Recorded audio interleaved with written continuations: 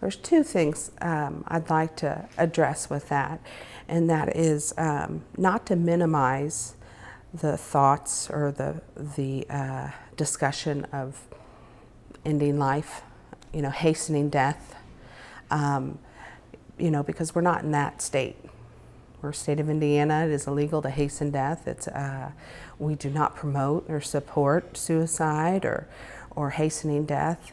But you have to understand when you're sick, and this isn't the way you planned your golden years, and the dignity that you lose, and nobody wants to suffer through a terminal illness. And so it is very common for our patients and families to say how they would, love to end it.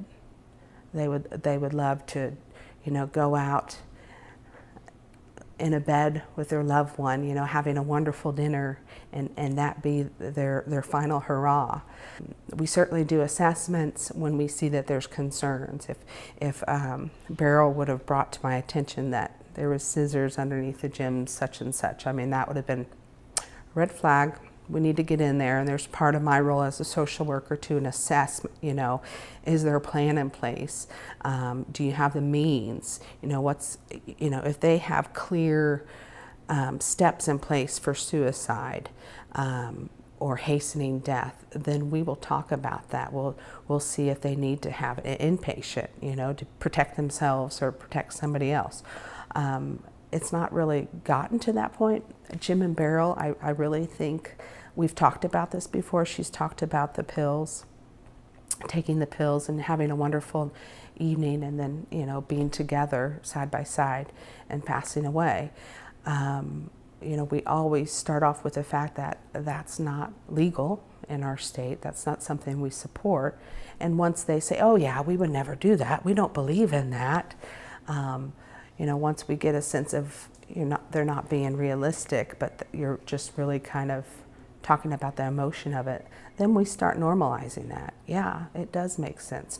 This isn't what you planned. And we listen to where that comes from, and we support that, nobody wants to be sick in their final days. But then it also helps us to come back around and say, that's why we want to thank you for allowing us to come into your home and to help you, and we want to help you see the silver lining.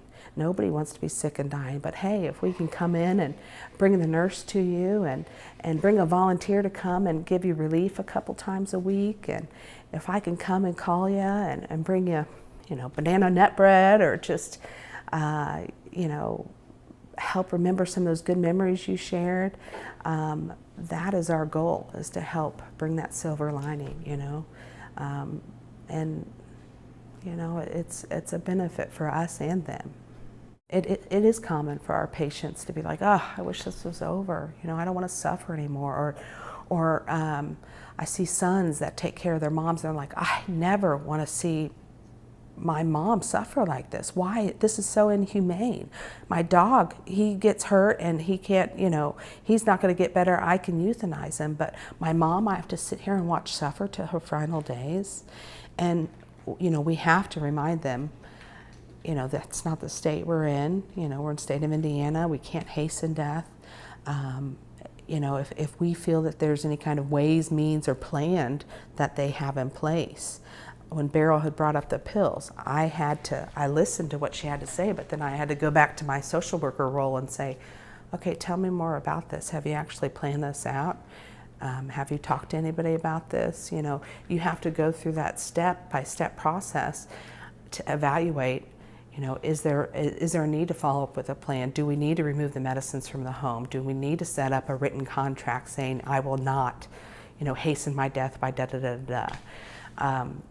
And so that is something that we take very seriously, but it's also something that is just very prevalent in the hearts of our patients and families. You don't want to go through this suffering. Can't we take the easy way out?